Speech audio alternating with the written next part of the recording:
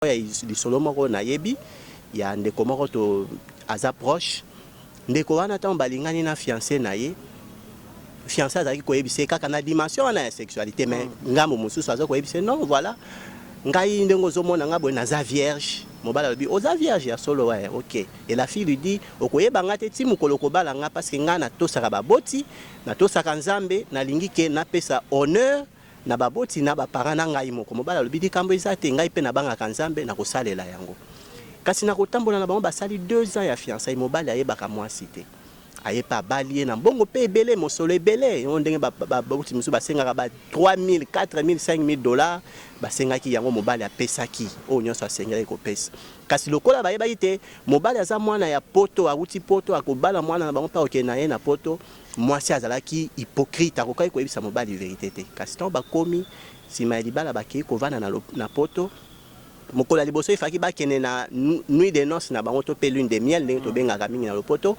bakei kosala yango kolekisa ngonga na bango na hôtel moko de luxe hôtel à 5 étoiles kasi na ngonga na bango ya lune de miel mobali aye se rendre compte que mwasi azalaki vierge te ndenge alobaka na ye na ebandeli nde eloko wana epesaki mpasi na motema mobali alobi eloko te asali eloko mosusu te akosi kaka mwasi na bandeko mibale balinganaka bazalaka bafiancé balinganaka makasi balingaka mpe babalana bazalaka bafamille mibale eyebanaka mpe makasi balinganaka vraiment mwana mwasi azalaka exemplaire na comportement moko exemplaire azalaka vraiment mwana mwasi moko apprécié na libota ya mobali mobali mpe azalaki mwana mobali moko courageux azalaki kobunda na ye na vie asa asilisaki mpe kelasi na ye kasi ekomi na ngonga moko boye baye koremarke ke mwana mwasi akomi na mwa attitude moko ya un peu réfractaire vis-à-vis na belle famille na ye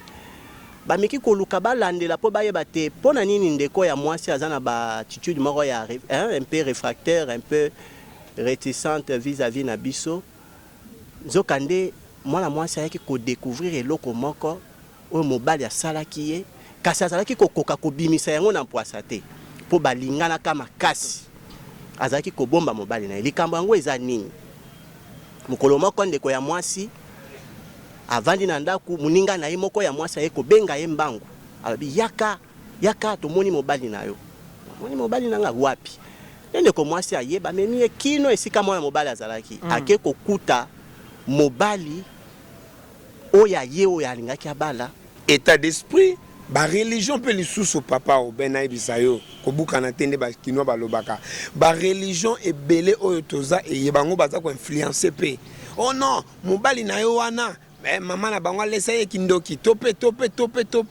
kutu mwasi na yo boye ce qui fait que non ngai nazo koka lisusu te yo balobi ozana kindoki ba religion to éviter biloko wana batu mibale so balingani nous on est là pour na ko accompagner bango nini.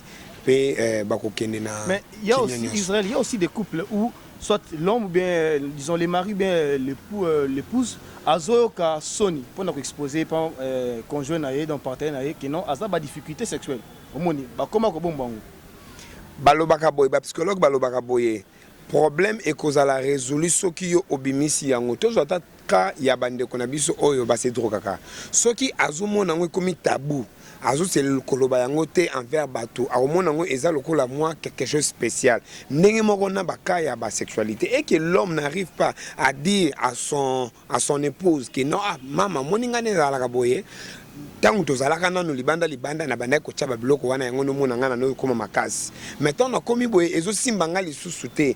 La communication est un élément très important dans un couple. D'ailleurs, yango kuto ko sunga to éviter ba cas ya divorce mususu e ya kawana parce que lorsque l'homme arrive à se communiquer avec sa femme pour dire tout simplement que non maman e omoni ngai na kokana nga ba 4 wana te ba 5 wana te boye omona moi ça ba OK papa na comprendre et d'ailleurs nous sommes pas dans une compétition oyo lukaka ba 5 10 20 moko mi bale misatu to yokani malembe donc soki mobile a bombi yango et que comme si la sexualité dans un couple comme si yango tabou wana e bakozwana bango lisusu solution te.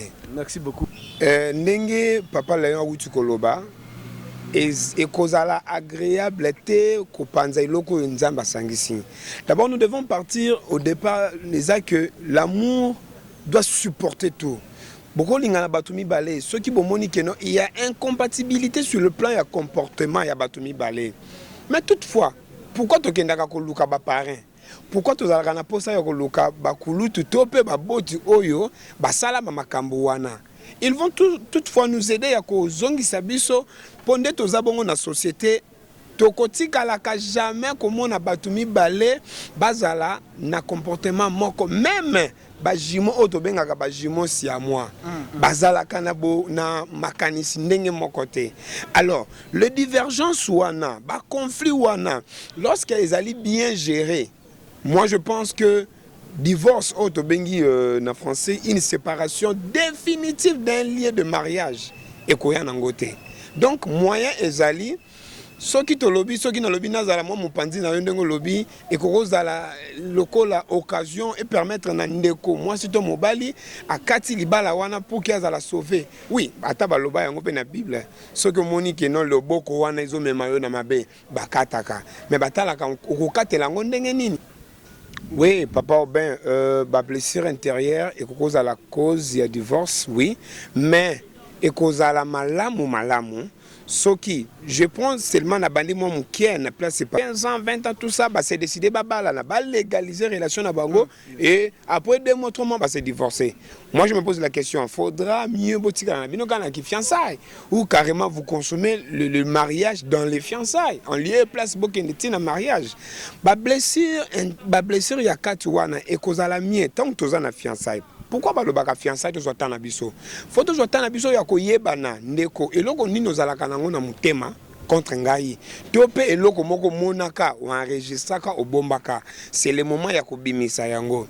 Ce qui te moni que eloko wana ezali ko créer incompatibilité ya union yanga na yo. C'est le moment to solola yango pe. Pour ne pas to sangisa bato belé après yango to kabwana po koma kino yokutu tala kutu ponga na yebi kamoko muninga penga to tanga na ye asala ki makambo nyonso ye na fiancé na ye ba préparatif nyonso biso pe to zalaki na kati wana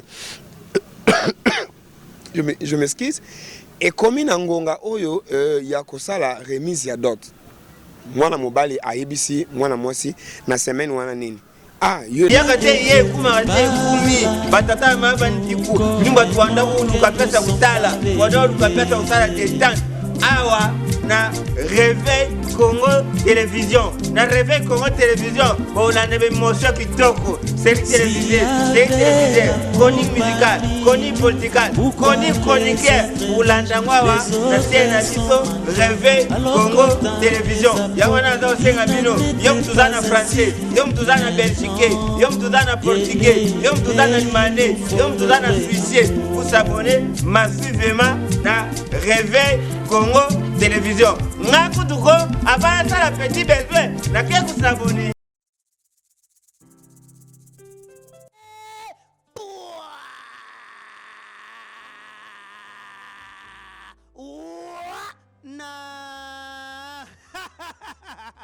Na seki lelo po YouTube ezalaki confiné et comme déconfiné na ya yemoko obeka ndembi atanya rubite YouTube makambo ya bien na TV ya YouTube ezali susu tena nde asale libiso chaîne biso ya kitoko boye Réveil Congo Télévision TV Réveil Congo Télévision TV na boy ngamoko papa wako yeyo le prince du rire mwana le roi du rire na tous s'abonner kaka awa yom tuzana besoin ya kuseka ya kulongola souci s'abonner awa s'abonner kaka na chaîne oyo na Réveil Congo Télévision ezana ba programme ya bien na bukulanda ba magazine ya bien ba théâtre ya bien ba émission ya bien tuzana usala kaka oyo sengi posa na bino na yango na sengi bino posa abonner massivement pona kurate eloko te na chaîne oyo ya kitoko na Réveil Congo Télévision ya obeka ndembi eloko muninga eleki ya yone elengi na. Bonjour, bonsoir, chers amis de Réveil Congo Télévision. Merci beaucoup, chers téléspectateurs. Bino chaque fois wali ko landa biso na émission na biso couple, mariage et famille. Ils allaient programme monnaie ya magazine d'éveil de conscience et de changement de mentalité Réveil Congo Télévision. Lelo nazali sengo makasi ngai serviteur na bino multicolore Obin Kandembi Mwesa ya koyama na plateau na biso deux personnes, deux invités avec qui tokoye bana ko échanger sur les thèmes ba cause ya ba divorce lelo na mboka na biso RDC et puis tokoka toye ba lisusu nini o sengi to sala pona ko éviter ba divorce wana et puis finalement bande ko ba pesa biso ba témoignage na bango soki ba yebi na kat na entourage na bango ba opi ba divorça soki ba divorça pona nini tokoka toye bango lelo po eza très capital ezali constamment ko amer autrement ko remarquer na mboka na biso notamment na ba juridiction na ba instance judiciaire chaque fois ba marié bazali ko introduire ba demande ya ba divorce ya mariage na bango ba msuso mona basali un mois basali une année 2 ans voire même ba basali 10 ans ou bien plus bazali ko senga ba divorce.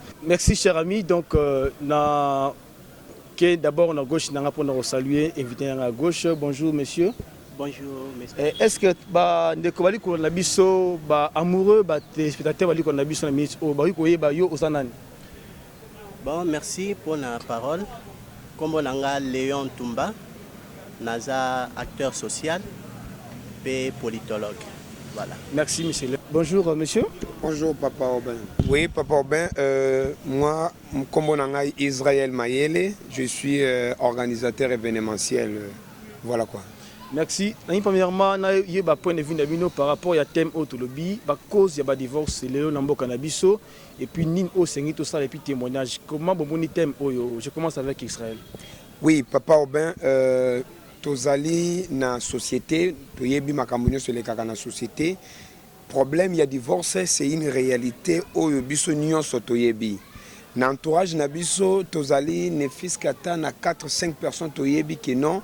Chaque jour, babeta tour na tribunal de paix, soit moi si, soit mobali, kokende ko luka divorce parce que libala topé lien conjugal wana et simba ki bangote.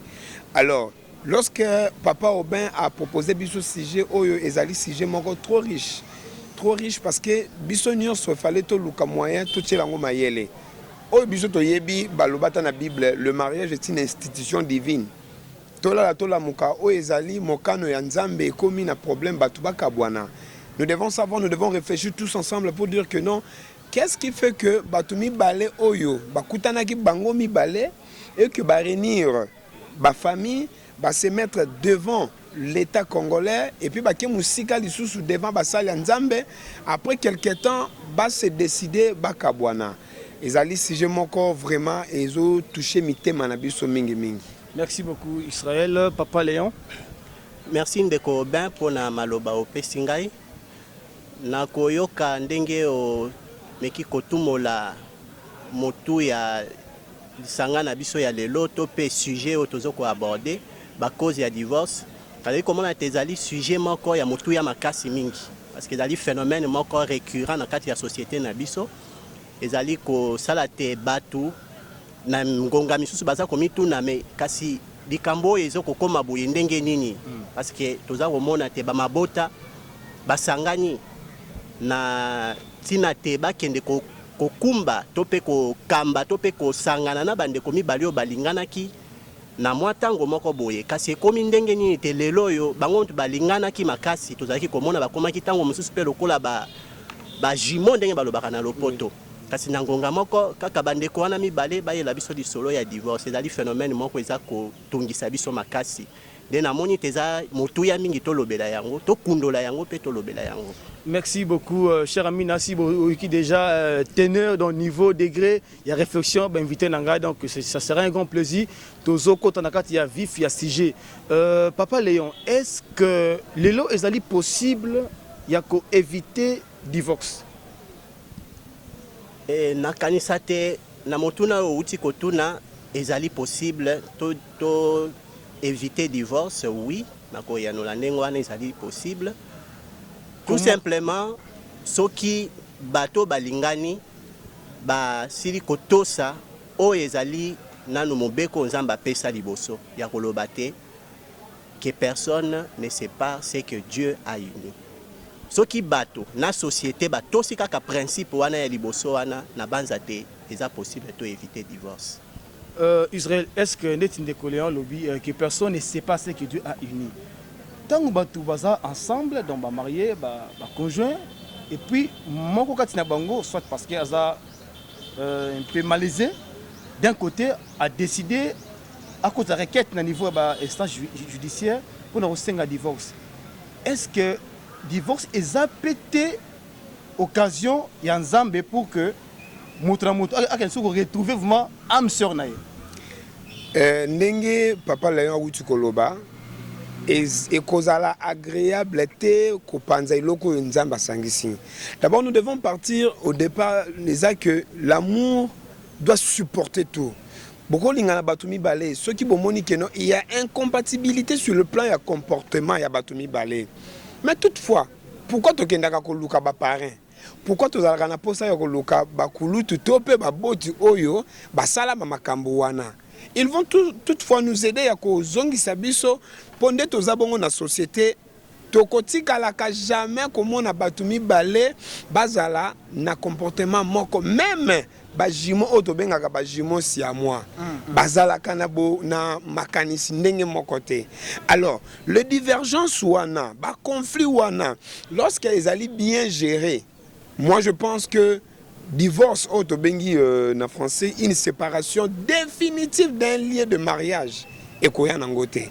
Donc moyen ezali soki to lobby soki na lobby nazala mo mopanzi na ndenge lobby et kozala lokola occasion et permettre na ndeko moi si to mobali akati libala wana pour qu'il azala sauver. Oui, ata baloba yango pe na Bible. Soki moni ke non loboko wana izo mema yo na mabe bakataka. Mais batala ka okokatela ngo ndenge nini?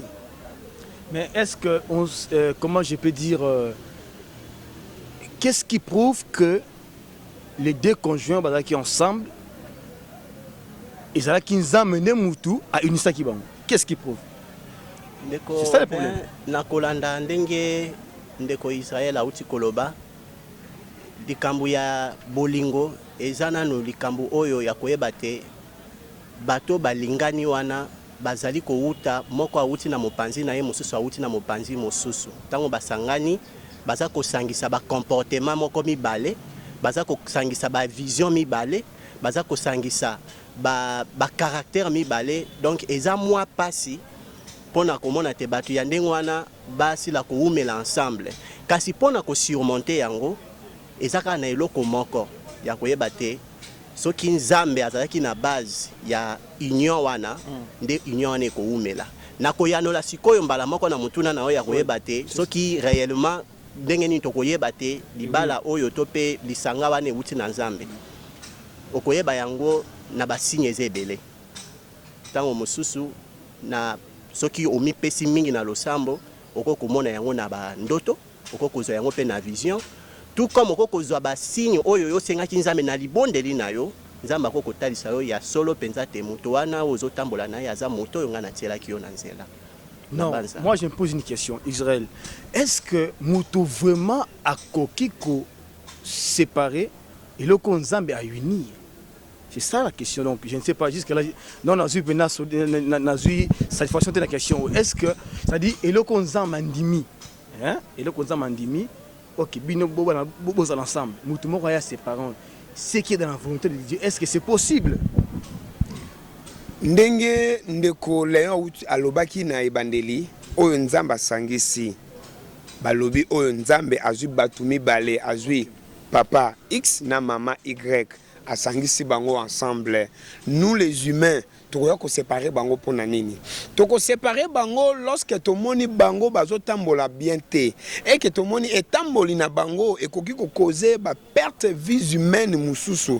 Parce que nous ne devons pas ignorer aspect wana ezali que non batumi bale babalani et que bazali kokoba lelo bitumba lobi bitumba. N'est-ce pas que eko déranger na ba voisin na batumususu ba membre ya famille.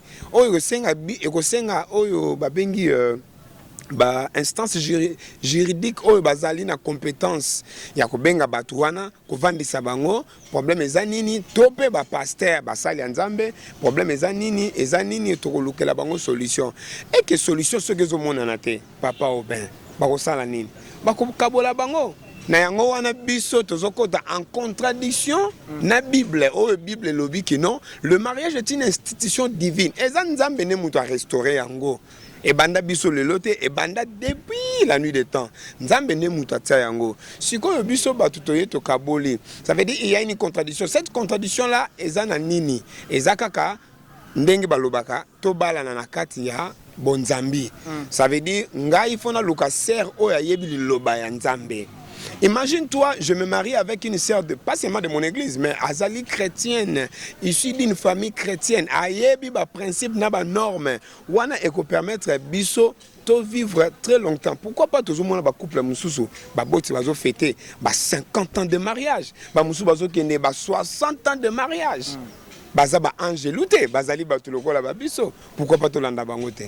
Et puis souvent tout le monde ezaka ba papa kala de ni ba relation zo mais là n'est-ce que mikolo biso ba jeune, je sais pas, ça peut être dit à quoi? Pourquoi seulement au milieu des jeunes? Bon, ya liboso na ko lobate bilenge ya lelo yo ko kabola na bango eza ko salema na ko utana te ba bilenge bele baso kota na libala bazangi maturité. OK. Ba se prépara ki malamu te.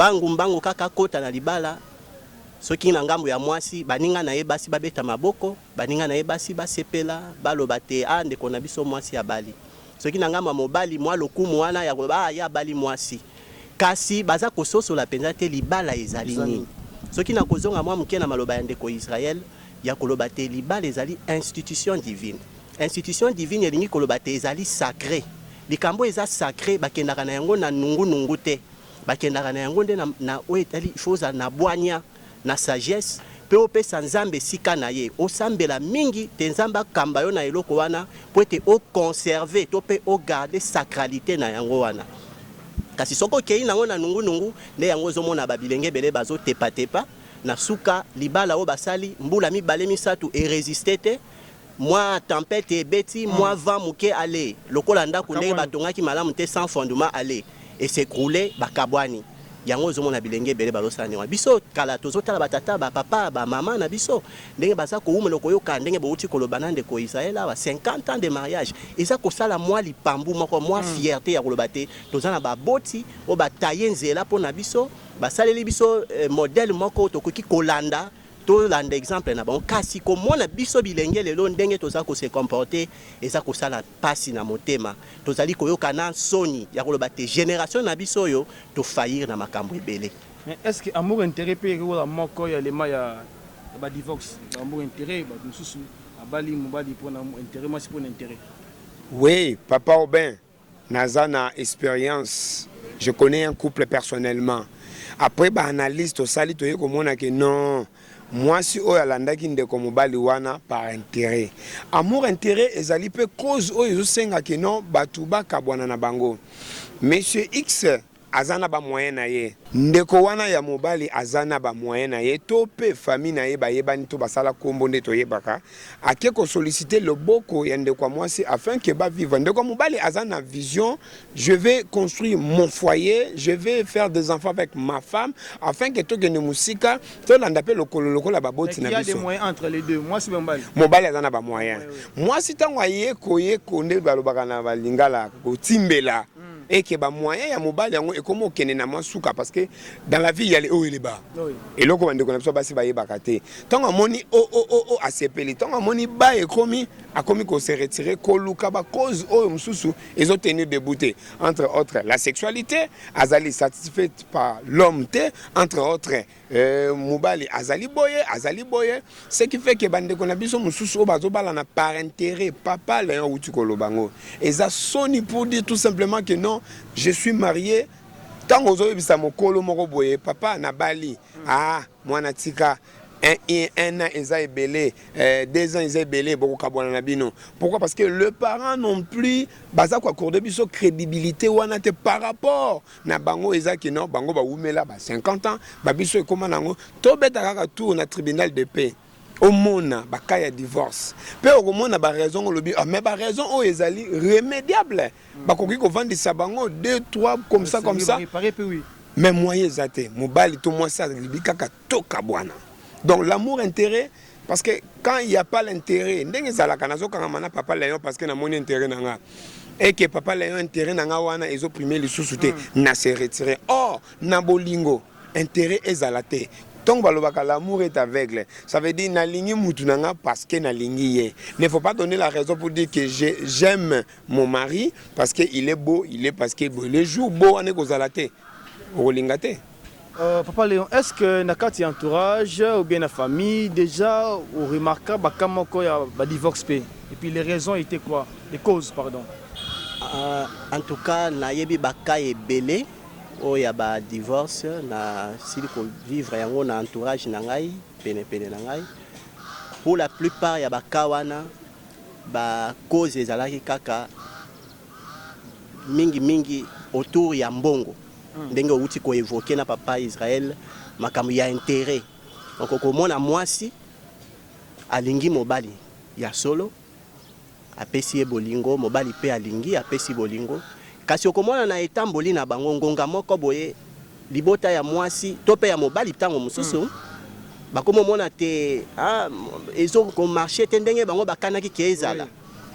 Tant que na elika na bango paradis voilà ba mona ki pona bango comme le col un peu en fer libala ezaki soki babali mona na biso mbala moko bakei na lopoto na poto na mboka mindele ya bapaya tope babandi kotindela biso ba mbongo kolatisa mama kopesa ba mituka tout ça mais tant ba moni que réalité wana eza le contraire ya o bango ba satandaki okomona bakomi ko peser surtout na bande kona biso ba na culture ya mamanda azalaka na liloba ya koloba.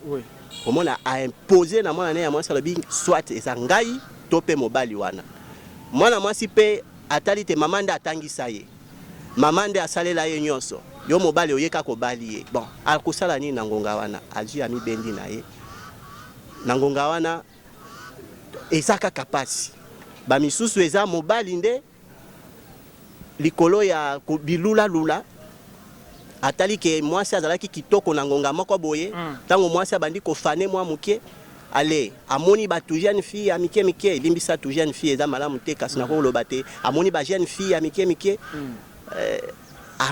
moteme bandi ko beta azui mwasi na ye asundoli abandi kolanda ba jeune fille donc to lobaka ke eza intérêt ba intérêt wana eza ko diverger na ba dimension ebele ba degré ebele donc généralement eza ndengwana de manière générale na ba kao nga na sili kobika les ate ba divorce do sala na ba intérêt belé. Israël na moni de Léon bimisiele comme boya il y a des familles où c'est la maman qui s'impose abi non yo faut oboya mobali wana ou bien faut oboya mwasi wana bon ngambo déjà parce que na yo ka ba couple ba betanga makam na bango quand on a des komelanga donc mutuellement fait déjà a betanga a partager expérience wana et puis le monsieur était un pasteur. Mais sa mère s'est interposée pour que Mobali aboya mwasi entre guillemets parce que moi c'est qui stérile. Or au fur et à mesure moi si on a les abota donc à sous stérilité. Donc comment tu trouves un peu ça? Baboti oyo tope bandeko oyo bazalaka na sentiment possessif wana ezalaka ke non ba contrôler foyer ya bato. Écoute s'il vous plaît.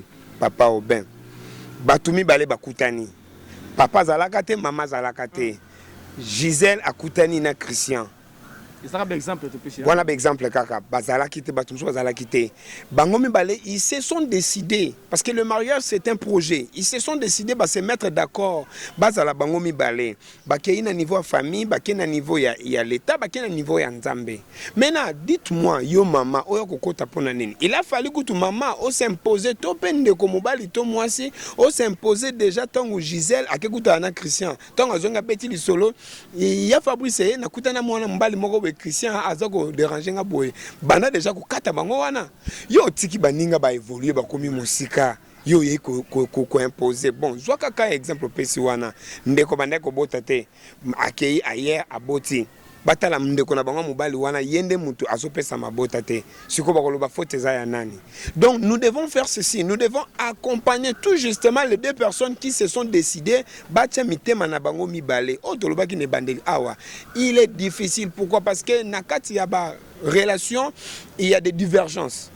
Maman kokola mukana A, papa kokola mukana B. Soit na titi un moment donné, parce que s'il y a l'amour, un moment donné tito comme ba 12 heures ba trouver C. C ezali point commun na bango. Ezala kanango ezaku tuna ba couple mususu ba sala ba 50 ans ozo kama papa zo ba maman. Ah, yo zala kande boye. C'est après 50 ans. C'est pour dire que être humain azalakana, il est un peu dynamique. À Boujaka, l'élo azalaki rouge, le comme bleu. Mais quand il y a de l'amour qui supporte tout, qui surmonte na nyonso, bleu ou rouge, non, je chercherai toujours à trouver quelques point il y a convergence pour que tout marche ensemble. Donc, ba cause eza ebele ou eza que non, ba couple ba kene na ba divorce. Il y a comportement, état d'esprit. Ba religion peut les sous papa au benaï bisayo ko bukana tende ba kino ba lobaka ba religion e belé oyo toza e yebango baza ko influencer pe oh non mobali na yo wana mais maman na bango laissa ye kindoki tope kutu moi si na yo boye ce qui fait que non ngai na soko kali susu te yo balobi ozana kindoki ba religion to éviter biloko wana batumi bale so balingani nous on est là pour na ko accompagner bango. Merci beaucoup. Nous avons aussi un problème de fiançailles kilométriques, fiançailles élastiques ou bien temps d'observation ou les appels kilométriques. Au moins, les deux prétendants, sali 5 ans de fiançailles, voire 10 ans de fiançailles, finalement, babalani. Mais quelques temps après, il vient nous informer, nous allons divorcer. Que cela peut être causé par quoi? Pourquoi de tels actes? Pourquoi un tel phénomène? Quelle est votre analyse, Papa Léon? Bon, na bandeko yo tope ba fiancé o ba umeli mwata mulayi et puis na ngonga moko boye ba iko kabwana na komeka ko kota mwa muke na kati nazwa exemple ya kamoko na yebi bandeko mibale balingana ka bazala ba fiancé balingana makasi balingaka pe babalana bazala la famille mibale yebana ka pe makasi balingana ka vraiment mwana mwasi azalaka exemplaire na comportement moko exemplaire azalaka vraiment mwana mwasi moko apprécié na libota ya mobali mobali pe azalaki mwana mobali moko courageux azalaki kobunda na ye na vie asa asilisaki pe kelasi na ye kasi komi na ngonga moko boye baye ko remarquer que mwana mwasi akomi na moi ba attitude moko ya un peu réfractaire vis-à-vis na belle famille na ye ba meki ko luka ba landela po ba yeba te pona nini ndeko ya mwasi azana ba attitude moko ya un peu réfractaire un peu réticente vis-à-vis na biso nzokande mwana mwasi ayaki ko découvrir eloko moko o mobali ya salaki ye kasi azalaki kokoka kobimisa yango na mpwasa te po balingana kama kasi azalaki kobomba mobali na ye likambo yango eza nini mukolo moko ndeko ya mwasi avandi na ndaku muninga na ye moko ya mwasi ye kobenga ye mbangu alobi yaka tomoni mobali na yo moni mobali nanga wapi ndeko mwasi ayeba memi ye kino esika mwana mobali azalaki ake kokuta mobali oya ye oya alingaki abala na leki ya ye ya mwasi oya landi ye on a mwasi ye moko a découvrir wapi na kati ya chambre d'hôtel baza kobima mobali na leki ya mwasi ya mwasi ya disons ya mwasi oyo balingaki babala ndeko ya mwasi et persaki ye makasi na motema eza lokola bazuli konga batubaki ye na motema akokaki ko supporter loko wana te choc wana te kasi na sagesse oyo azalaki na lokola azalaki fille moko bien éduquée aboyaki asala colportage to pe asalir image ya mobali oyo alingaki abala apréféraki avanda ne kimia kasi eloko wana ebotaki lokola moi attitude moko ya malamu te vis-à-vis ya belle famille na komaki un peu réticente azali suna esengo wana te azalaki na yango liboso donc voilà un peu de mots et loko na koka otalisa pona otalisa te ba fiançailles monsieur ezokabwana pour des causes qui sont justes et nobles. Kasi misusu pe ezaka pona ba cause moko o eza infondé. Soko lobi olandela malamu komona te bilenge, la plupart ya ba jeunes bazo komi pesa na makambo wana bazangi nde maturité. Baza ko se préparer malamu te. Et puis misusu bazangi nde bobangi nzambe. Donc bazangi na kobanga nzambe te, pe baza ko sambela na bosolo te.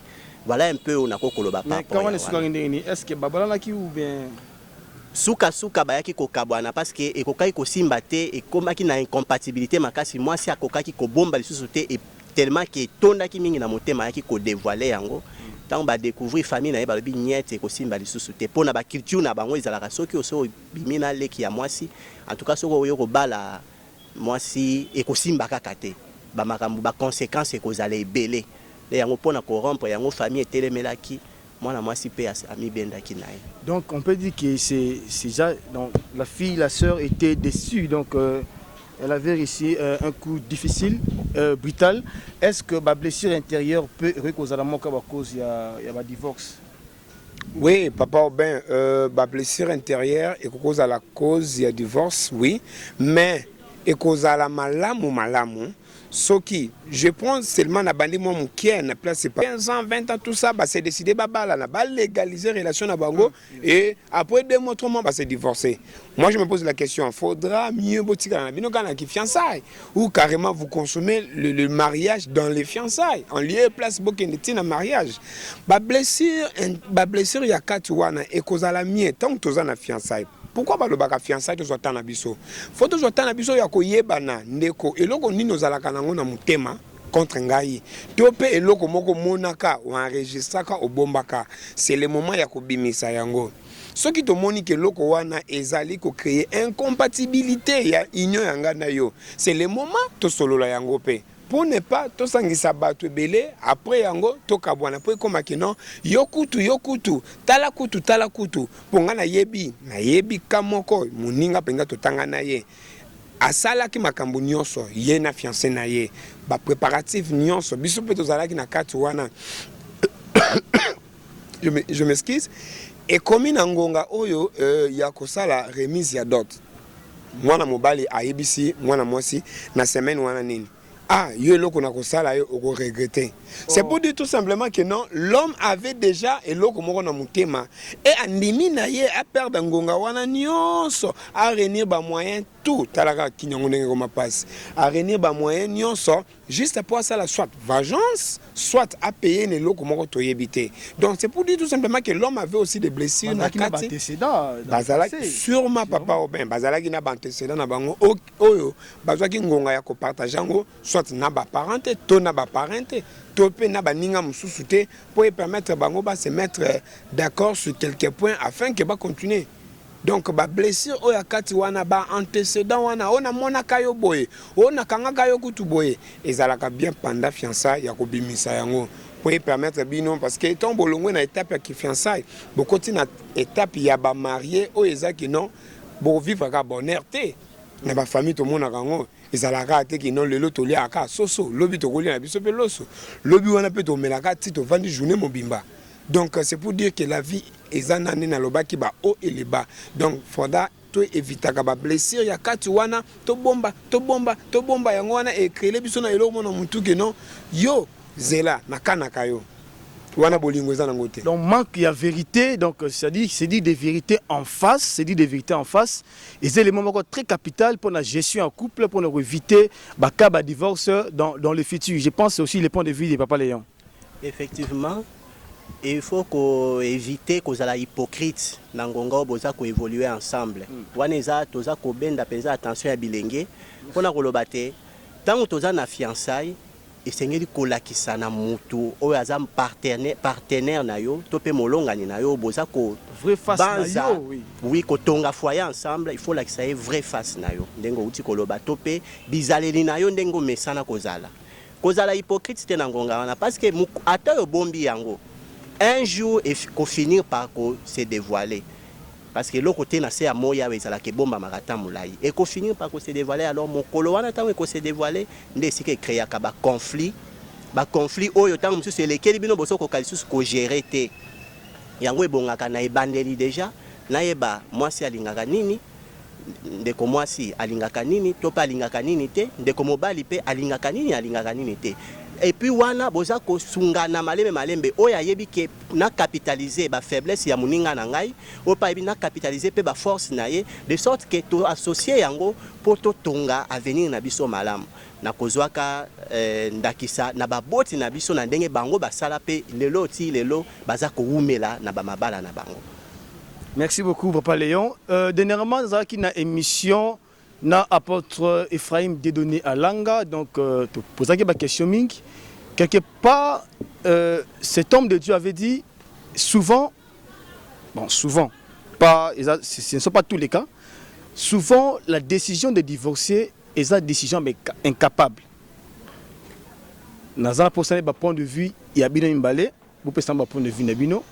Est-ce qu'il a raison ou bien il a tort? Il avait dit oui, bien sûr, quelque part il a reconnu que à compatir sarana batoana au ba divorçaka surtout ba pasteur parce que la question concerne trop plus ba pasteur n'habité point de vue il y a monsieur Mayele Papa Aubin na likambouana je dirais ce n'est pas une décision il y a ba incapable non ça veut dire ezali lokola kopo tozo chamai mai tozo malembe jour moko to kubakisa so mai mususu mai kopo tondi et kosa nini et sopana.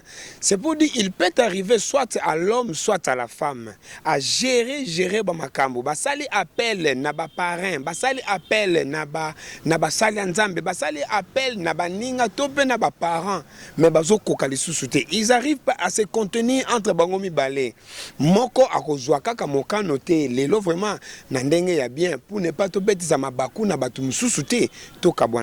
n'est pas la décision yaba incapable.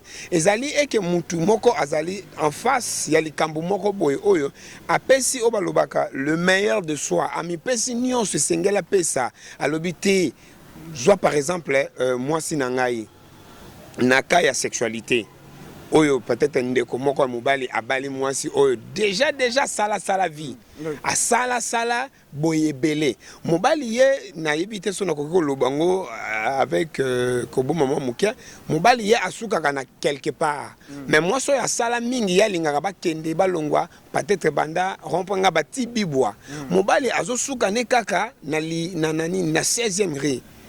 Ce qui bongo sikoyo ezo continuer et que bazo kokana lisusu te et ko senga entre bango mibale moko azwa mokano totikana parce que il y a l'incompatibilité. En fait, ce n'est pas la décision il y a ba incapable. Oui, to yebi que non, le mariage c'est une affaire de mature. C'est une affaire, il y a des responsables, bateau bazali na ba nerf solide. Ayebi que non j'affronte, nazo zo muto wuti na famille songolo pakala na éducation na ye, na mode de vie na ye, na ndenge balakisaka ye ngana zuye, na balisana oyangai, totambola ensemble. Mais si ça arrive pas, si ça ne tient pas debout, on fait quoi? On se dit tout simplement que non, ndeko zonzela na yo, ngapena zonzela na nga kande balobaka, loboko o ezo kumba yo na mabe, bakataka. Mais conséquence par rapport à bana parce que déjà surtout ceux qui na kata relation bana bazan la kati puisque est-ce qu'un jour ceux qui na bali boyé, bon non bana parce que mes parents avaient divorcé. Papa Aubin, bonne question. Ma belle divorce n'est pas la capacité qu'à la conséquence nango surtout lorsque le couple bazaki na bana ne balobaka na lingala soki banzoko mibale bazobunda eza ba fleur ba feuille morte nde bayoka pasi parce que papa na maman papa a continué vie na ye tout peut maman a continué vie na ye. Imagine toi un couple babalani il y a de cela 2 ans bazu mwana azana une année cet enfant là beaucoup confié pas nani parce que éducation tout peut avenir ya mwana wana et okende pas ya nani et pas ya koko et pas il y a famille d'accueil to pe ya foyer d'accueil mwana wana kokola ndenge nini eloko tozomona mikolo et phénomène kuluna toi tu penses que bana wana kuluna bazui machette akata boy ezali mwana oyo azanga affection or affection wana ekouta na batu mibale ba se mettre d'accord ba kolisi mwana wana papa Aubin ba parents ba kolisaka yo ba pesaka yo affection wana ba pesaka yo amour wana envers mutu oyo azali lolengi moko na yo na yango lelo zaboye ceux qui ba parents ba se divorcer et conséquence tous les conséquences sur le plan matériel. Ngana mona ka conséquence à divorce mingi na progéniture oyo bosali bana oyo boko tikela bango nini famille moko baza na bana mibale misato ba se divorcer mama balani na mutu mususu tango akende akepe bana soki mingi biso bana to lingaka to landa kote mama tokepa ya mama papa wana pe o baza wana azape na bana na ye po basali famille recomposée tomba aux ensemble wana et roma makambo nini kindoki kimuyibi et koluka nini entre moi et tes enfants choisis moko bolingo chez les mingi papa a choisi nini bolingo bana bakena balabala bakomba fana. Merci Israël. Papa Léon, par rapport à vie à serviteur de Dieu, notre question par rapport à vie à serviteur de Dieu au Lobaki, décision à divorcer ça pour incapable yo au kanisi ndengeni. Bon, nako lingatena équilibré moi moké point de vue à serviteur de Dieu, nako boyate totalement oya lobaki, kasi na remeka un peu ko équilibré on a kolobate. Divorce et à la rappel parfois considéré le la solution to pe remède na conflit moko eza ko botama entre deux conjoints au bayo kani malamuté. Solution ane ko ya po nani po etiana nu oto bengi paix sociale. Paix sociale ezé loko moko ya mutuya na kati ya société lorsque batu baza na kati ya conflit. So itozo mona te batu babalani oui, baza ko vivre oui, ata baboti bana oui. Kasi kimia ezate. En tout cas pour un intérêt supérieur il y a kimia na kati ya société, je pense que remède eza divorce. Kasi oyezo sala pasi pe mawa mingi eza kozonga ndenge ndeko Israël auti kolobeza te bana nde bako empathir. Bana eza malamu te ndenge bana mibeko balobaka te pour l'intérêt supérieur de l'enfant. Donc ça la malamu te komona te ba parents ba kabwa pour l'intérêt ya bana esengelaki malamu te ba parents ba yokana. Kasi ba parents mingi baza ko talate bana bazala to bazala te elobeli bango eloko te okomona ke bakabwani quand même malgré tout conséquence munene na kati ya société ezanini bana ebele bazokoma mitelengano misusu bazoko accuser bango de sorcellerie misusu bazokoma bakuluna tout récemment ngai naza na somo na bobangi makasi na uti komona ndenge kuluna moko a papinde komoko machette na loboko makile zo panzana ozomona ke batu bazoko kima c'est vraiment effroyable batu bazoko kima na ba direction ebele donc ozomona te nyonso wana ezanini conséquence ya ba divorce na kati ya société nde mabe toza ko boya toza ko décrier yango na kasi soki kotala te pona kaka ke raison ya ke kopesa kimia entre ba conjoint mi balo bayo kanite ngana ko soutenir divorce na banza ya. Merci cher ami tokomi presque na suka émission oyo sur les causes ya ba divorce et puis eloko nini o to sengi ko sala pour que to éviter ba divorce na ba couple na biso na ba foyer na biso na pesi maloba d'abord et pas maître monsieur Israël Mayele par rapport ya ba incompatibilité sexuelle n'habité est-ce que et kokipe kozala moko ya ba cause ya divorce ou bien si c'est oui est-ce que déjà biso pe na kata environnement na biso tozana ba cas pratique. Oui papa Aubin l'insatisfaction sexuelle ezali pe moko ya ba cause ba divorce pe na ba société na biso j'espère que biso nyonso soki atami baleto misato te to yebi ba couple songolo pakala bakabwana ka parce que mobali abandaki ko sepelisa mwasi te to pe mwasi abandaki ko sepelisa mobali te mais cela ezalata bongo cela n'empêche pas que non bandeko mibale wana ba mona un sexologue bandeko wana batanga ba classe po basunga biso nzamba pesi bango mayele to pe bwana ya plutôt allais dire ya kosunga ba biso oyo to komi na ba domaine na bango wana te ça veut dire ba ke ko mona na bango sexologue ba sololi ngai naza na problème boye ngape naza na problème boye un vrai sexologue conseiller awebisa bango bosala boye ba ko soigner mais soki emoni que non basali ba tentative ya ko luka ko soigner makambo wana et que bazokoma te ceux qui bakent na divorce, supposons que les gens mobile ne mutuazana na problème à se faire soigner té il y a sexualité wana. A que luka pe moi c'est parce que c'est divorcé. Vine vous alaka ya ba divorce. Le mieux de faire ezali ya kokende ko luka un vrai sociologue avec tout l'amour bakozana bango mibale. Papa e na yebi yo problème nous alaka boye, maman e na yebi problème nous alaka boye, to yokana to vanda to sala ndenge nini. Pe bakokende na. Mais il y a aussi Israël, il y a aussi des couples où soit l'homme ou bien, disons les maris, bien l'épouse, azoka soni pour nous exposer par conjoint naé dans partenaire qui non azaba difficulté sexuelle. Omoni, ba comment ko bombango.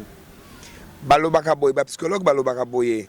problème ekozala résolu soki yo obimisi yango tozwa ata ka ya bandeko na biso oyo basedro kaka soki azomona yango ekomi tabou azosele koloba yango te envers bato aomona yango eza lokola moi quelque chose spécial ndenge moko na baka ya basexualité et que l'homme n'arrive pas à dire à son épouse que non mama moninga nezalaka boye tangu tozalaka nano libanda na banda kotia babiloko wana yango nomona ngana no koma makasi maintenant na komi boye ezosimba nga lisusu te.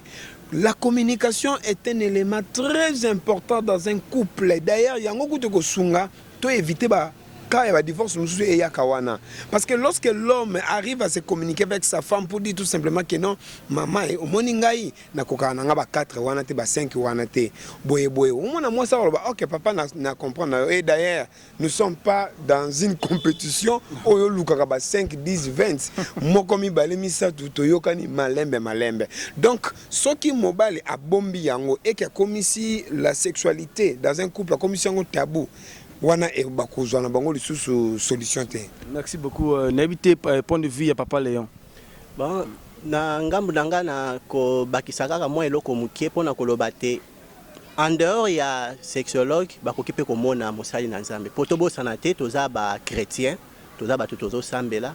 Mosali na Nzambe akoki ko bondela parce que Nzambe to sambela rapé aza capable ya ko bikisa ba bokono nyonso. Oki pe kopesa bango une piste de solution ba vandi na kimia. Sans problème.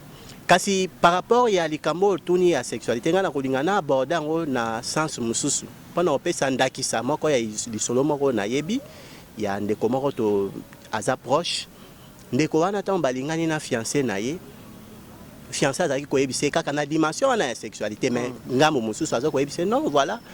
Ngai ndengo zomona ngabo na za vierge. Mobala lui oza vierge ya solo ouais OK et la fille lui dit okoyeba ngate ti mukolo kobala nga parce que nga na tosaka baboti na tosaka Nzambe na lingi ke na pesa honneur na baboti na ba parents na ngai moko mobala lui dit kambo ezate ngai pe na banga Nzambe na kosalela yango kasi na kotambola na bango basali 2 ans ya fiançailles mobala yebaka mwasi te ayepa balie na mbongo pe ebele mosolo ebele on ndenge baboti musu basengaka ba 3000 4000 5000 dollars basengaki yango mobali apesaki o nyonso asengeli kopesa kasi lokola bayebaki te mobali aza mwana ya poto awuti poto akobala mwana na bango pa okena ye na poto mwasi azalaki hypocrite akokai koyebisa mobali vérité te kasi tant bakomi sima ya libala bakei kovanda na poto mokola liboso ifaki bakene na nuit de noces na bango to pe lune de miel ndenge tobengaka mingi na lopoto bakei kosala yango kolekisa ngonga na bango na hôtel moko de luxe hôtel à 5 étoiles kasi na ngonga na bango ya lune de miel mobali aye ko se rendre compte que moi si azalaki vierge tendenga lobaka na ye na ebandeli nde loko ane pesaki pasi na motema mobali alobi eloko te asali eloko mususu te akosi kaka mwasi na tongo te akei kosomba eloko moko na alimentation kasi na kobima na ye nde kosundola nyonso asundolaki mwasi kuna asundoli mwasi na chambre mwasi atelengani na mboka bapaya akomi kobenga awa baboti po bazongisa ye baboti bayaki kotinda nde mbongo babalelaka ye wana po bazongisa ye na mboka donc vous voyez c'est un peu dommage merci beaucoup papa Léon Tumba pour na histoire au beteli biso ya suka eza vraiment histoire malamu bande konangai bo remarquer et le on a biso que divorce eza kamoko réel eza makambo o tali ko déplorer na mboka na biso et sengeli esila notre objectif c'est possible avec Dieu que divorce esila c'est possible si et seulement si tout ba conseil on sous na pratique surtout tout Nzambe liboso na kata ba relation na biso na ndingi na ka dernier conseil pour na lelo il y a des invités na ngai monsieur Israël qu'est-ce que nous pouvons retenir na mokolelo na mokolo ya lelo na oyo etali na makambo ya divorce oyo towuti kolobelela oyo tokoki kokanga makasi ezali boye to se nourrir na expérience ya bandeko mosusu musicien moko ayemba libala eza eloko ya kosakana nango te tuna baboti oyo babala to pe bakulutu bazala liboso na biso basala yango ça veut dire nous devons nous ya ko nourrir na expérience na conseil na bango pour na tokende. Le mariage c'est une affaire de mature. Le mariage c'est une affaire ya bato bazana ba nerf solide. Okokozala nona mbongo nyonso awa pe déjà toyoki lwa moko ebimi awa bakitise libiso okokozala nango na mbongo nyonso okoko doubler na yo ata soki na famille ya mwasi basengi yo dot, il y a 1000, yo doublé 2000. Mais tant que tu n'as pas la maturité, tant que tu n'as pas des nerfs solides, yebaka keza lokola, au bengi moi, de konomoko, moi si vous vendez place, moko, au sombelier shawama, au sombelier siko, fouti transport, et silinango, et puis la vie continue. Donc, ce que nous devons retenir plus, nous devons créer la communication au sein de nos couples. La vie conjugale doit être sanctionnée par une communication parfaite, sincère et véridique. Merci beaucoup pour la conclusion. Pour la conclusion, na kolobate na sujet otomiki ko sola na mukolo mwalelo na oitali divorce na rosenga te na bilenge nyonso tozala na sincérité tant toza kotambola entre partenaires. Sincérité zala tolongola hypocrisie surtout nde eza koboma ba mabala mingi. Totie pe bosolo, c'est-à-dire vérité na place ya mensonge.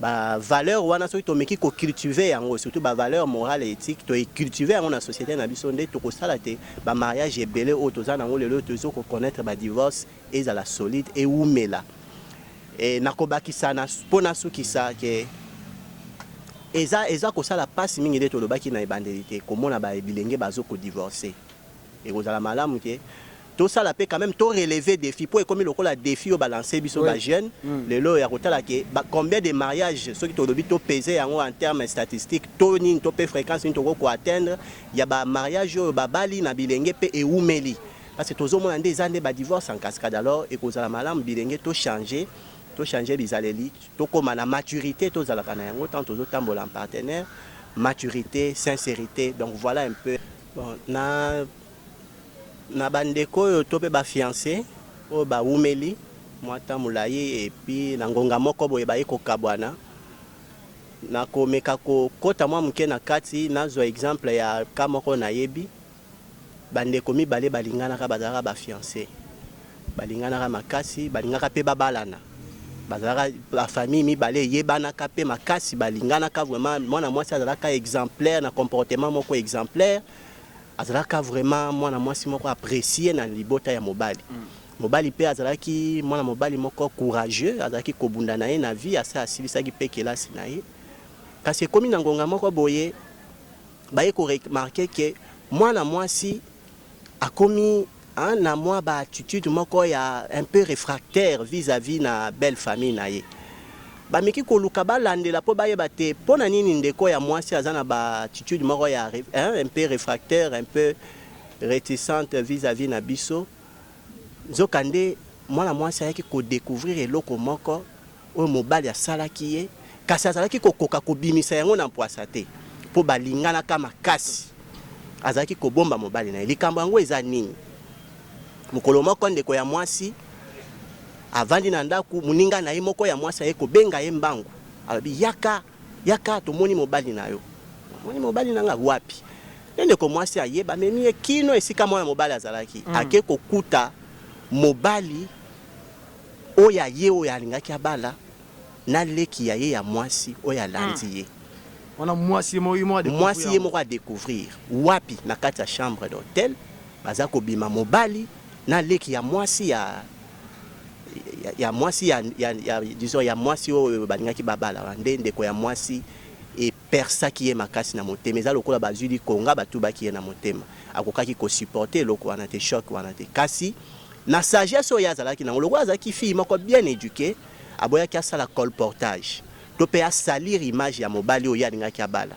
apréféraki avanda nekimia kasi eloko wana ebotaki lokola mwa attitude moko ya malamu te vis-à-vis ya belle famille na komaki un peu réticente azali suna esengo wana te azalaki na yango liboso donc voilà un peu de mots et loko na koka otalisa pona otalisa te ba fiançailles monsieur ezokabwana pour des causes qui sont justes et nobles kasi misusu pe ezaka pona ba cause moko o eza infondé soko lobi olandela malamu komona te bilenge la plupart ya ba jeunes bazo komi pesa na makambo wana bazangi nde maturité baza ko se préparer malamu te et puis misusu bazangi nde bobangi nzambe donc bazangi na kobanga nzambe te pe baza ko sambela na bosolo te voilà un peu on a kokoloba papa mais comment est-ce que babalana ki ou bien suka bayaki kokabwana parce que ekokaki kosimba te ekomaki na incompatibilité makasi mwasi akokaki kobomba lisusu te et tellement que tondaki mingi na motema yaki ko dévoiler yango tant ba découvrir famille na ye balobi nyete ekosimba lisusu te pona ba culture na bango ezalaka soki oso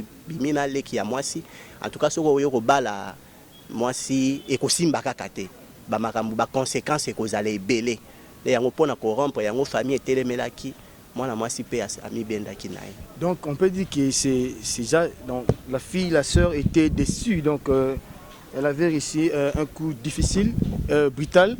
Est-ce que ma blessure intérieure peut causer la mort à cause il y a divorce? Oui, papa Aubin, ma blessure intérieure est cause à la cause il y a divorce, oui, mais et cause à la malamu. Ce qui, je prends seulement la bande moi mon qui na place c'est pas 15 ans, 20 ans tout ça bah c'est décidé bah légaliser relation na bango et après 2 mois 3 mois bah c'est divorcer. Moi je me pose la question, faudra mieux botika bino kana qui fiançailles ou carrément vous consommez le mariage dans les fiançailles en lieu place bokendeti na mariage. Ba blessure il y a 4 wana et cause à la mienne tant que tu as na fiançailles. Pourquoi balobaka fiançailles to tana biso? Faut to tana biso ya koyebana ndeko eloko nini ozalaka nango na mutema contre ngai. To pe eloko moko monaka ou enregistraka obombaka. C'est le moment ya kobimisa yango. Ce qui te moni que eloko wana ezali ko créer incompatibilité ya union yanga na yo. C'est le moment to solola yango pe. Pour ne pas to sangisa batu belé après yango to kabwana pour comme que non yokutu tala kutu ponga na yebi kamoko muninga penga to tanga na ye asala ki makambo nyonso ye na fiancé na ye ba préparatif nyonso biso pe to zalaki na kati wana je m'excuse et comme na ngonga oyo ya kosala remise ya dot mwana mobali ayebisi mwana mwasi na semaine wana nini. Ah, yo loko na kosala yo oko regretter. C'est pour dire tout simplement que non, l'homme avait déjà eloko moko na mutema et andimi na ye a perdre ngonga wana nyonso a réunir ba moyen tout talaka kinyango ndenge koma passe. A réunir ba moyen nyonso juste pour ça la soit vengeance, soit à payer ne loko moko to yebité. Donc c'est pour dire tout simplement que l'homme avait aussi des blessures na kati. Bazala sûrement papa Aubin, bazala ki na antécédent na bango oyo bazwa ki ngonga ya ko partager ngo soit na ba parenté to na ba parenté. Topé na baninga mususu te pour permettre bango ba se mettre d'accord sur quelques points afin que ba continuer. Donc ba blessure oya kati wana ba antécédent wana ona mona kayo boye ona kanga kayo kutu boye ezalaka bien pendant fiançailles ya kobimisa yango pour permettre bino parce que ton bolongo na étape ya fiançailles beaucoup na étape ya ba marié o ezaki non bo vivre ka bonheur te na ba famille to mona kango ezalaka te ki non lelo to liaka soso lobi to kolia na biso pe loso lobi wana pe to melaka ti to vandi journée mobimba. Donc c'est pour dire que la vie ezanane na lobaki ba haut et le bas. Donc faudra to éviter ka ba blessure ya kati wana to bomba yango wana e créer biso na eloko na mutu ke non yo zela na kanaka yo. Donc manque il y a vérité, donc c'est dit des vérités en face, et c'est l'élément très capital pour la gestion en couple, pour éviter le divorce dans le futur. Je pense aussi les points de vue des Papa Léon. Effectivement, il faut éviter qu'on soit hypocrite dans Ngonga boza ko évoluer ensemble. Waneza toza ko benda penza attention ya bilenge, pona ko lobate, tant toza na fiançailles esengeli kolakisa na mutu oyo aza partenaire na yo to pe molongani na yo boza ko vrai face na yo oui ko tonga foyer ensemble il faut lakisa ye vrai face na yo ndengo uti koloba to pe bizaleli na yo ndengo mesana kozala hypocrite te na ngonga wana parce que ata yo bombi yango un jour ko finir par se dévoiler. Parce que l'autre côté, na se a moya ezala ke bomba marata mulai et ko finir par se dévoiler alors mon kolowana tango ko se dévoiler ndesi ke créer ka ba conflit oyo tango musu c'est lesquels bino boso ko kalisus ko gérer te yango ebongaka na ebandeli déjà na yeba mwasi alingaka nini ndeko mwasi alingaka nini to pa alingaka nini te ndeko mobali pe alingaka nini te. Et puis wana boza ko sungana malembe oya yebi ke na capitaliser ba faiblesse ya muninga na ngai o pa yebi na capitaliser pe ba force na ye de sorte que to associer yango pour to tonga avenir na biso malamu na kozwaka ndakisa na baboti na biso na ndenge bango basala pe lelo baza ko umela na ba mabala na bango. Merci beaucoup Papa Léon. Dernièrement dans une émission na apôtre Ephraim Dédonné Alanga donc to poser une question mingi quelque part, cet homme de Dieu avait dit souvent, bon, souvent, pas, ce ne sont pas tous les cas, souvent la décision de divorcer est une décision incapable. Dans un point de vue, il y a bien un point de vue Nabino. Est-ce qu'il a raison ou bien il a tort? Il avait dit oui, bien sûr, il a reconnu que à compatisarana batoana au divorçaka, surtout pasteur, parce que la question concerne trop plus pasteur. N'habité point de vue, il y a monsieur Mayele. Papa Aubin, na likambouana, je dirais ce n'est pas une décision il y a incapable, non. Ça veut dire ezali lokola kopo tozo chamai. Mai tozo malembe. Jou moko to kubakisa su mai mususu mai kopo tondi et kosa nini et sopana. C'est pour dire il peut arriver soit à l'homme soit à la femme à gérer makambo. Basali appel na ba parrain, basali appel na ba sali nzambe, basali appel na ba ninga tope na ba parents, mais bazo kokali susute. Ils arrivent pas à se contenir entre bango mibale. Moko akozwa kaka mokano te lelo vraiment na ndenge ya bien pour ne pas ce n'est pas la décision yaba incapable. Ezali eke mutu moko azali en face ya likambo moko boye oyo apesi obalobaka le meilleur de soi ami pesi nyon se sengela pesa alobité soit par exemple moi sinangai naka ya sexualité oyo peut-être ndeko moko mobali abali mwasi oyo déjà sala vie a sala boye belé mobali ye na yebite sona kokiko lobango avec kobo maman mukia mobali ye asuka kana quelque part mais moi so ya sala mingi ya linga ba kende balongwa peut-être banda rompanga ba tibibwa mobali azosuka ne kaka na 16e rue. Ce qui bongo siko ezo continuer et que bazo kokana lisusu te et ko senga entre bango mibale moko azwa mokano totikana parce que il y a l'incompatibilité. En fait, ce n'est pas la décision il y a incapable. Oui, to yebi que non, le mariage c'est une affaire de mature. C'est une affaire, il y a des responsables, bateau bazali na ba nerf solide. Ayebi que non, j'affronte, nazo zo muto outi na famille songolo pakala na éducation na ye, na mode de vie na ye, na ndenge balakisaka ye ngana zuye, na balisana oyangai, tout tambola ensemble. Mais si ça arrive pas, si ça ne tient pas debout, on fait quoi? On se dit tout simplement que non, ndeko zonzela na yo, ngapena zonzela na nga kande balobaka, loboko o ezo kumba yo na mabe, bakataka. Mais conséquence par rapport à bana parce que déjà surtout ceux qui na kata relation bana bazan la carte puisque est-ce qu'un jour ceux qui na bali boye, bon non bana parce que mes parents avaient divorcé. Papa Aubin, bonne question.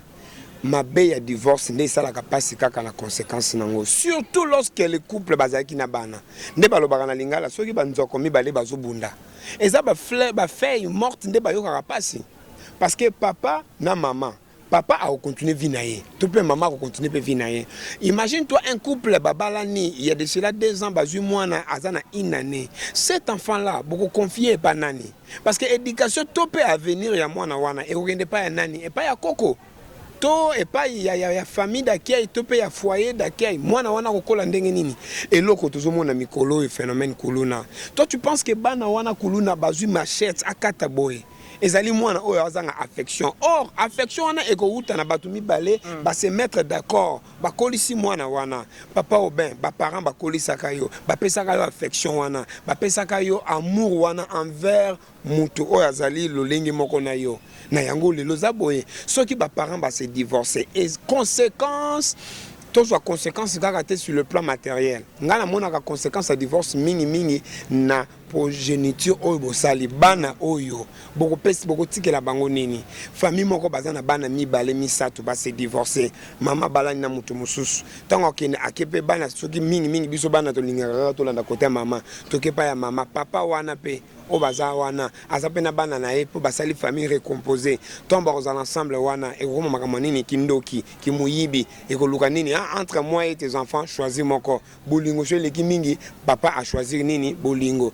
bana bakena balabala bakomba fana. Merci Israël. Papa Léon, par rapport à vie à serviteur de Dieu, notre question par rapport à vie à serviteur de Dieu décision ko divorcer ça prend incapable yo au kanisi ndenge nini.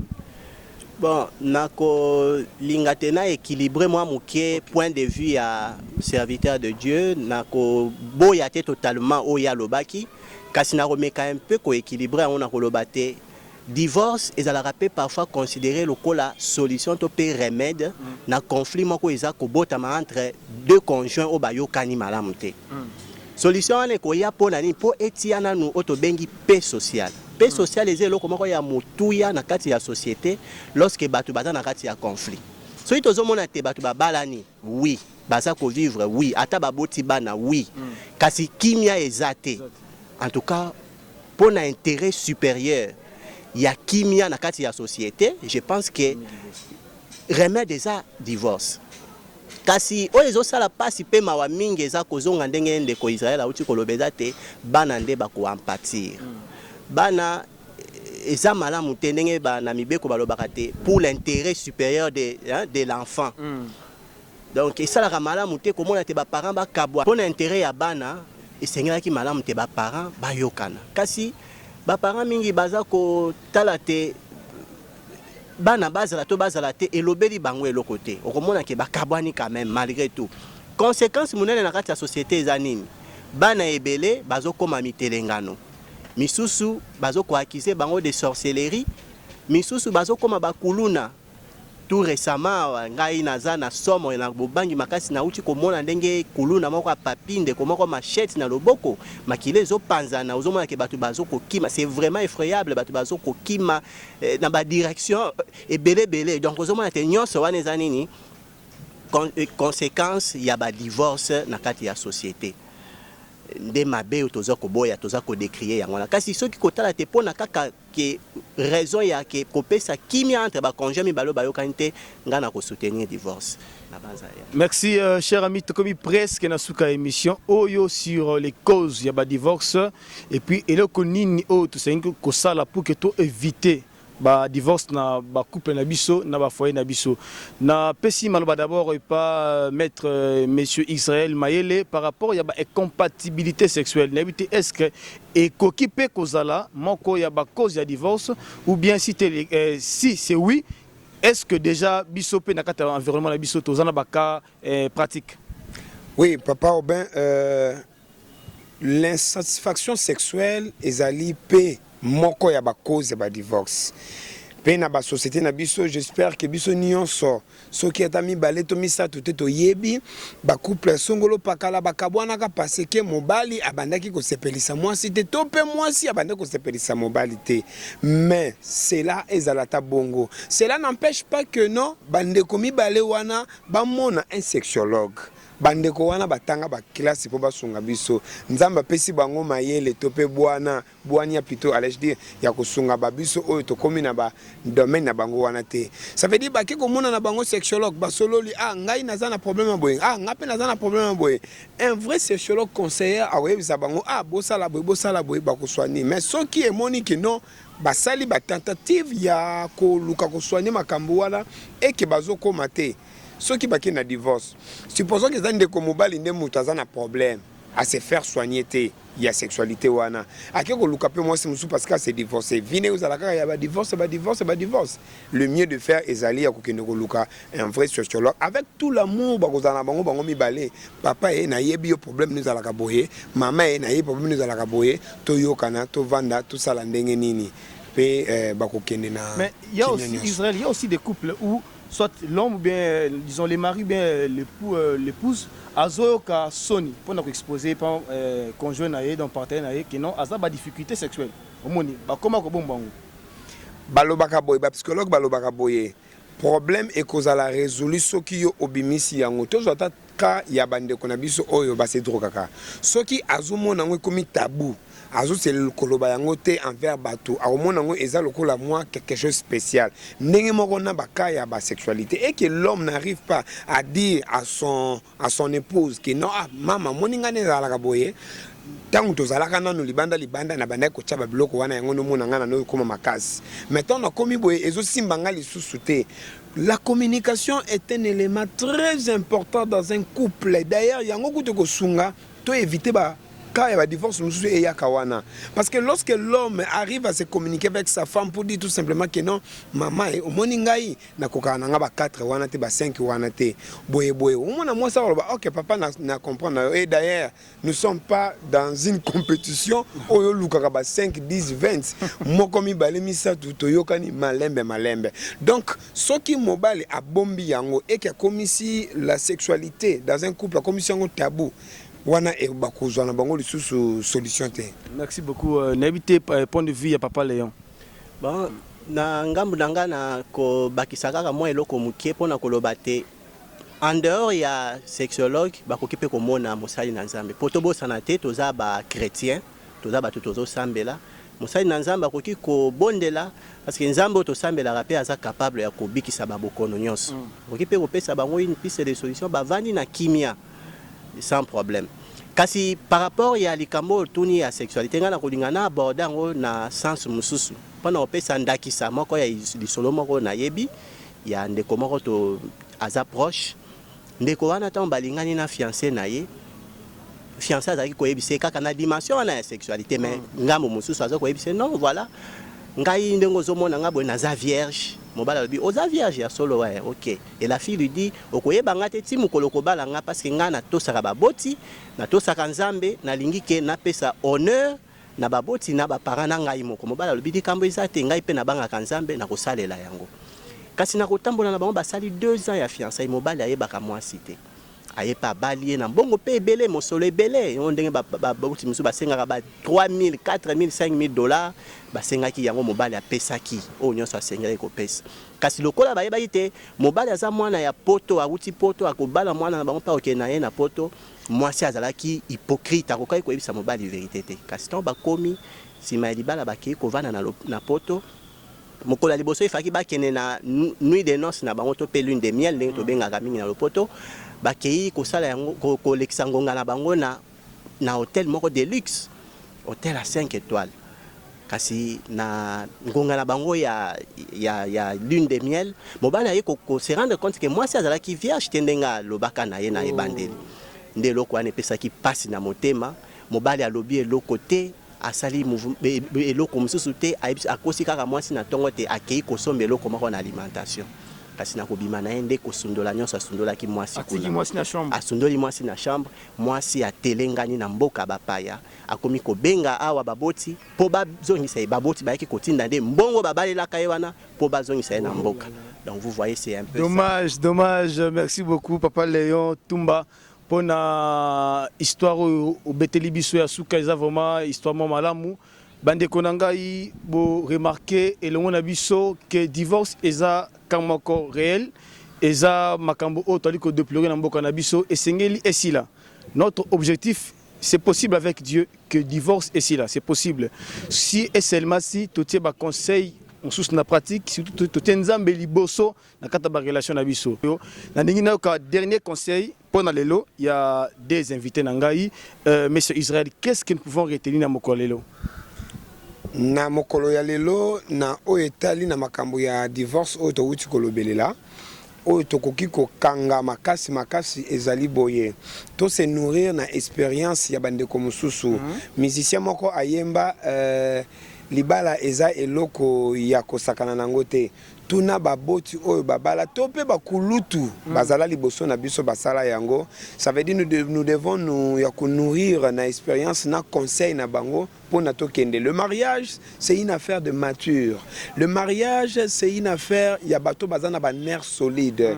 Okokozala nona mbongo nyonso awa pe déjà toyoki lwa moko ebimi awa bakitiseli biso. Okokozala nango na mbongo nyonso okoko doubler na yo ata soki na famille ya mwasi basengi yo il y a 1000, yo doublé 2000. Mais tant que tu n'as pas la maturité, tant que tu n'as pas des nerfs solides, yebaka keza lokola, obengi moi, ndekonomoko moi si bovande place moko, au sombelier shawama, au sombelier siko futi transport et silinango et puis la vie continue. Donc ce que nous devons retenir plus, nous devons créer la communication au sein de nos couples. La vie conjugale doit être sanctionnée par une communication parfaite, sincère et véridique. Merci beaucoup pour la conclusion. Pour la conclusion, na kolobate na sujet otomiki ko sola na mokolo mwalelo na oitali divorce nakosenga te na bilenge nyonso tozala na sincérité tant toza kotambola entre partenaires. Sincérité ezala tolongola hypocrisie surtout nde eza koboma bamabala mingi. Totie pe bosolo, c'est-à-dire vérité na place ya mensonge. Ba valeur wana soki tomeki ko cultiver yango, surtout ba valeur morale et éthique to cultiver yango na société na biso nde to kosala te ba mariage ebele o toza nango lelo tozo ko connaître ba divorce ezala solide et umela. Et nakobakisa na pona sukisa ke eza kosala pasi mingi nde tolobaki na ebandeli komona ba bilenge bazo ko divorcer. Et kozala malamu ke tout ça la paix quand même tout relever défi pour comme le la défi au balancer biso ba jeune le lo ya kotala ke combien de mariages ceux qui to dobi to peser en termes statistiques to ni to pe fréquence ni to ko atteindre ya ba mariage ba bali na bilenge pe e umeli parce que tozo mona des années ba divorce en cascade alors et kozala malamu bilenge to changer bizaleli to comme na maturité to zala kana yango tant tozo tambola en partenaire maturité sincérité donc voilà un peu en un mot donc on a kokobakisa pour na resukisa. Merci beaucoup, nous sommes à la fin de cette émission. On a rappelé thème autre, mais au sujet autre, qu'on débattre les causes de divorce aujourd'hui, témoignages et conseils préventifs. Et là qui première partie. Donc c'est qu'il y aura encore d'autres parties au Ecolanda. Merci beaucoup à Redi Pia, notre monteur, notre caméraman et les coordonnateurs du groupe Akamis Production. Merci aussi à Mouska Premier pour son soutien à Réveil Congo, pour être à côté des Redi Pia pour la image, pour le filmage et puis le montage. Je salue ici et je remercie apôtre Ephraim Dédonné Alanga pour son soutien à Réveil Congo Télévision. Et merci aussi à M. Sylvain Bossois Isekombe, secrétaire général du Parti communiste congolais, pour nous soutenir dans la Réveil Congo Télévision. Merci chers amis, continuez à vous abonner à notre chaîne de télévision, à notre chaîne YouTube Réveil Congo Télévision. Vous pouvez faire des commentaires, commentaire, avis nabino zani na auto libela oyo. Quel est votre point de vue? Vous pouvez faire des commentaires et que vous allez essayer pour Nabiso. Merci, que Dieu nous garde et surtout que tous allez heureux dans le mariage Nabiso. Merci, ciao.